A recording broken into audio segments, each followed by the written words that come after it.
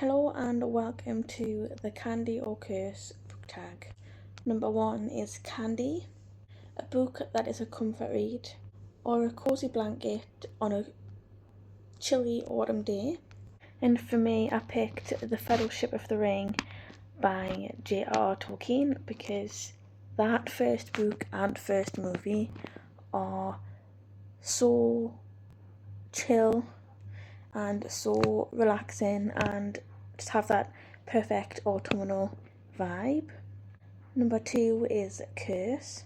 Pick a book that deceived you, which is a story that wasn't what you expected, whether it be a plot twist, a disappointing ending, or just simple misleading marketing. And for me, it was a very recent book that I've just finished, and that was Goosebumps, Monster Blood for Breakfast. And that was just because the Goosebumps books are normally okay, but with that one it was very disappointing. It was very boring and not that expected Goosebumps book that I have previously read.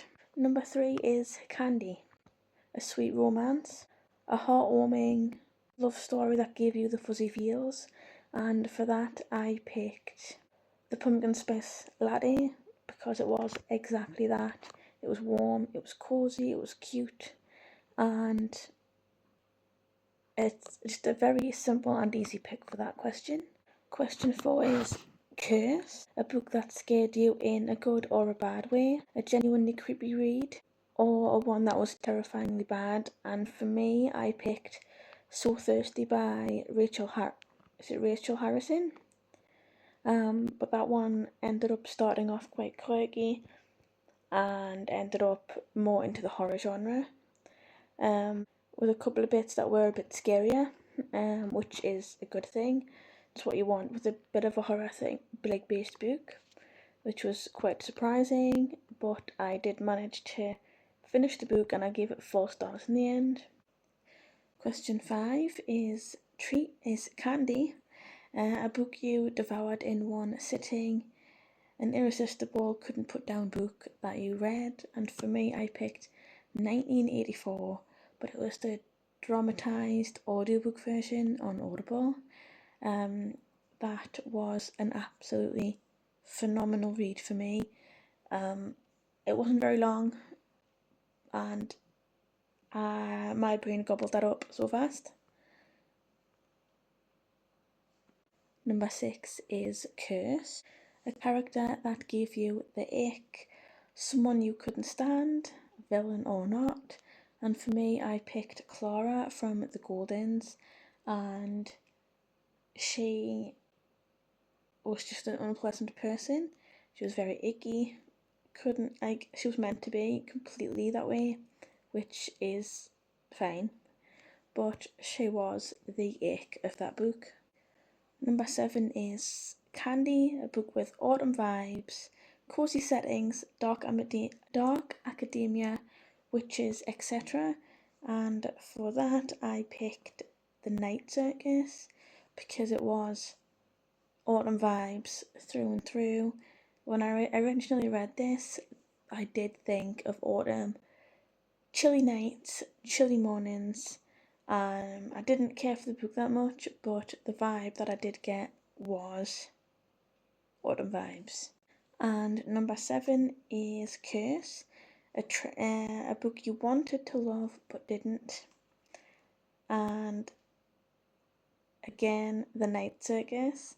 I didn't care for this at all, and it had all the right ingredients but didn't quite work for me. Like, there was something that felt a little bit flat.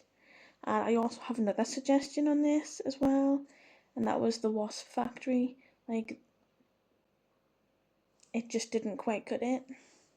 Like, it had so many things going for it. A deranged character, kind of wild and wacky, but it just didn't quite hit the mark. Number 9 is Candy, a sweet friendship, a non-romantic relationship that is wholesome, that made your heart very, very happy. And for me, I've put 2 books down, and that is The Secret Garden. The kids in this book are just like once you get through that first little bit, like the relationships between these kids is genuinely very nice, and they bring good things from each other despite some misgivings you have about these kids. And I also have Remarkably Bright Creatures, where Eric and Tova have this the meet by chance, and their relationship is genuinely so sweet, and you love them both despite the things that they've separately been through, and you love them both so much, or at least I did anyways. Number 10 is Curse, a book that drained your soul. Long, dense, or emotionally heavy. A reader's equivalent to a sugar crash, and for me, I picked Frankenstein because it dragged on far too long and I didn't care for any of the characters by the end. Like, not even the monster. Like, I didn't care for Frankenstein himself because he fucked up. Like, and he kept going on and on and on, and like his perspective especially dragged. And then the monster I initially got behind because he didn't ask for any of this. He was allowed to complain, but by the end he wasn't really any better than the doctor, so I didn't really care for him either. And it was just a long-winded whinge, really, and I didn't really care for that at all. Number 11 is Treat, a book that left you satisfied, a perfect ending, or a story that left you satisfied in general. And my answer for this one was Idol by Louise O'Neill. And in this one, there is a social media sensation that wasn't pleasant in her youth, and things come to the surface, and the end was a very satisfying one. You could very much imagine the things that happened to this woman, that you wanted to happen to this woman for being such an asshole. But I enjoyed that ending very much, and I'm glad that people in the book realised that she was the worst person. And question 12, the last one, is Curse. And that is a bookish guilty pleasure, a slightly trashy cliche or over the top read that you secretly or not so secretly loved. And I initially absolutely hated this book.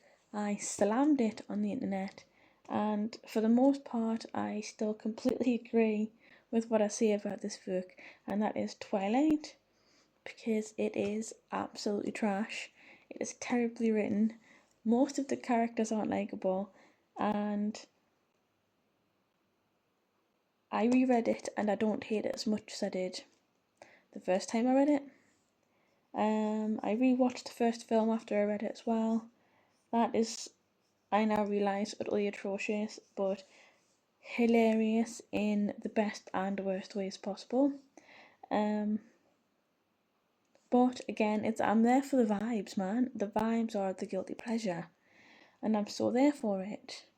So yes, I will try and get these questions typed into the description as well, so that if you want to do this, you can do it too. So yes, hope you enjoyed this silly Halloween vibe tag, whatever this is going to end up being, and I'll see you very, very soon in another video.